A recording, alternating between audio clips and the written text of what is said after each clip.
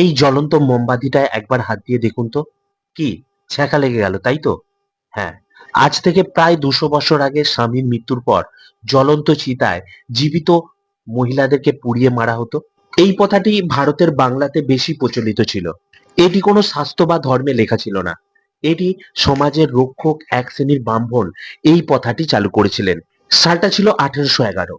রাজা রামমোহন রায়ের বড় ভাইয়ের মৃত্যুর পর সেই চিতাতে তার জীবিত বৌদিকে পুড়িয়ে মারা হয়েছিল। সেখানে দাঁড়িয়ে দাঁড়িয়ে তিনি এই মর্মান্তিক দৃশ্যটি উপলব্ধি করেছিলেন এবং তিনি সেখানেই প্রতিজ্ঞা করেছিলেন এই প্রথা সমাজ থেকে বন্ধ করবেন। তিনি গভীরভাবে বেদ উপনিষদকে পড়েন এবং সমাজের বুকে তুলে ধরেন যে এই প্রথাটি আমাদের ধর্মে লেখা নেই।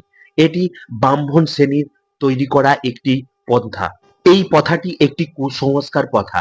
এটিকে সমাজের বুকে তুলে ধরতে গিয়ে তিনি বহু আঘাতও পেয়েছেন। বহু আন্দোলনের পর অবশেষে ১৮২৯ সালের ৪ঠা ডিসেম্বর British governor general lord William Bentinck এর সহায়তায় ১৭ নম্বর রেগুলেশন জারি করে সতীদাহ প্রথাকে আইনগতভাবে বন্ধ করেন।